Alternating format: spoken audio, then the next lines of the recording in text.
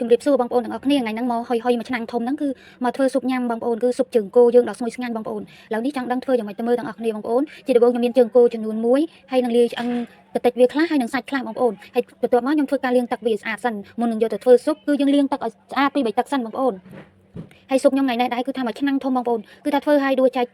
បងចែកប្អូនម្នាក់មួយចានពួកគាត់ថាឆ្ងាញ់ណាបងប្អូនអើយហើយចំពោះបន្លែស៊ុបដាក់ក្រហមការ៉ុតនិងខ្ទឹមបារាំងបងប្អូនខ្ញុំអត់ដាក់ច្រើនទេដោយសារបន្លែស៊ុបមានតែ3 4មុខហ្នឹងគឺតែត្រូវជាមួយស៊ុបមែនតើបងប្អូនបើបានលហុងគៀលទៀតរត់តែឆ្ងាញ់ហើយយើងធ្វើការពុះវាហើយហាន់កង់មកបងប្អូនចំពោះបន្លែទាំងនេះគឺខ្ញុំយកចាត់វាហើយយកទៅដុតបានខ្ញុំយកមកធ្វើស៊ុបបងប្អូនខ្ទឹមបារាំងក៏អញ្ចឹងដែរបងប្អូនហើយចំពោះខ្ទឹមសគឺខ្ញុំដុតដែរបងប្អូនបន្ទាប់មកបន្លែខ្ញុំហើយខ្ញុំមកធ្វើការហាន់គ្រឿងម្ដងគ្រឿងស៊ុបមានតែគល់លក្រី3គល់ហើយនឹងស្លឹកក្រូចរំដេងខ្ទឹមសបងប្អូនហើយកុំភ្លេចបងប្អូនជាមួយនឹងម្ទេសការីដែរនេះជើងគោរបស់ខ្ញុំគឺនេះបន្លែហើយគ្រឿងបងប្អូនហើយបងប្អូនមើលតាមហ្នឹងទៅខ្ញុំក៏អត់សូវប៉ាន់ខាងនិយាយអីដែរបងប្អូនអាចមើលតាមវីដេអូហ្នឹងបានបងប្អូនឥឡូវខ្ញុំធ្វើការបង្កាត់ភ្លើងសិនបងប្អូនដល់រកអូសទម្រាំតបានយកមកធ្វើស៊ុបដោយសារហ្គាសក៏មានដែរបងប្អូនតែដោយសារស្ងោរហ្គាសវាចុះភ្លើងហើយវាក្រស្អិនហើយក្រផុយធ្វើស៊ុបជើងគោអញ្ចេះបើសាក់បានយើងឆ្ងោរក្រានអូសអញ្ចេះវាឆាប់ផុយហើយឆ្ងាញ់ជាងឆ្នាំងភ្លើងបងប្អូនជាងហ្គាសជាងយើងប្រើហ្គាសឥឡូវខ្ញុំធ្វើការដុតបន្លែខ្ញុំសិនមានដូចជាល្ហុងការ៉ុតខ្ទឹមបារាំងហើយនឹងខ្ទឹមសខ្ញុំដុតវាដែរបានខ្ញុំយកមកធ្វើស៊ុបแล้วបន្លែរបស់ខ្ញុំចាប់ផ្ដើមដុតរួចរាល់ហើយបងប្អូនហើយខ្ញុំក៏អត់ដុតទាំងអស់ដែរខ្ញុំដុតខ្លះខ្ញុំទុកខ្លះបងប្អូនខ្ទឹមបារាំងមុនយើងយកធ្វើស៊ុបយើងដុតអញ្ចឹងបានវាឈ្ងុយទឹកស៊ុបហើយចំពោះស៊ុបខ្ញុំនេះបើសិនជាបងប្អូនធ្វើតាមវិធីរបស់ខ្ញុំយើងអាចហូបបានតែថ្ងៃហ្នឹងឬក៏ស្អែកទេបាន2ថ្ងៃបងប្អូនតែបើសិនជាយើងធ្វើដួសសាច់ទុកផ្សេងដាក់ទឹកស៊ុបផ្សេងអាហ្នឹងយើងអាចទុកបានយូរបងប្អូនឥឡូវយើងធ្វើការរំលីងគ្រឿងយើងមានដូចជាគល់លក្រីរំដេងស្លឹកក្រូចខ្ទឹមសហើយនឹងម្ទេសការីហ្នឹងអត់ហឹរទេបងប្អូនដាក់ច្រើនរត់តែឆ្ងាញ់បងប្អូនដោយសារម្ទេសនេះគេច្រាមយកគ្រាប់ចេញអស់ហើយបងប្អូនយើងដាក់ដើម្បីយកក្លិនយកពណ៌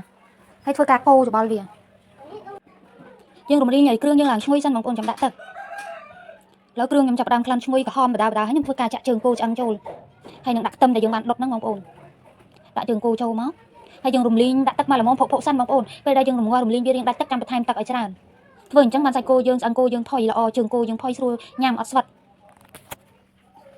បើសិនជាបងប្អូនធ្វើក្រានហ្គាសខ្ញុំក៏អត់ធានាដែរតែបើថាស្ងោរធ្វើស៊ុបក្រានអូសអញ្ចេះឆាប់ផុយហើយឆ្ងាញ់ណាស់បងប្អូនរសជាតិក៏ខុសគ្នាដែរហើយយើងធ្វើការបន្ថែមទឹកត្រីបន្តិចទឹកត្រីពីវេចេះស្ករពីចេងអញ្ចឹងណាចំពោះស្ករខ្ញុំដាក់ស្ករខ្មែរបងប្អូនឃើញតំណងអត់និយាយពីអ្នកដើរតាមផ្លូវវិញបងប្អូនអើយស្ងួយឡប់ពោលថាធំឡករីស្អីខ្ញុំធ្វើស៊ុបសោះស៊ុបមួយឆ្នាំងធំអ្នកទៅមកដោយសារផ្ទះខ្ញុំជាប់ផ្លូវបងប្អូនទៅសួរមកសួរថាធ្វើអីឆ្នាំងធំម្លេះធ្វើអីឆ្នាំងធំម្លេះធ្វើស៊ុបញ៉ាំហ្នឹងហ៎បងប្អូន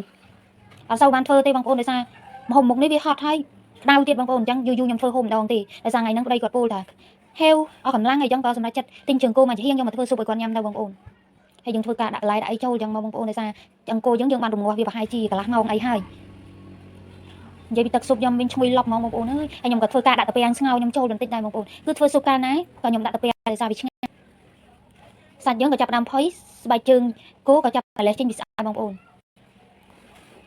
ចង់ធ្វើហូបអីអាចបានតាមវិធីរបស់ខ្ញុំនេះគឺឆ្ងាញ់បងប្អូនហើយស៊ុបខ្ញុំចាប់ដើមស្អិនហើយផុយឲ្យបងប្អូនដោយសារយើងដួសភ្លក់ទៅវាផុយល្មមហើយខ្ញុំចាប់ធ្វើការដាក់ម្អមដាក់ជីចូល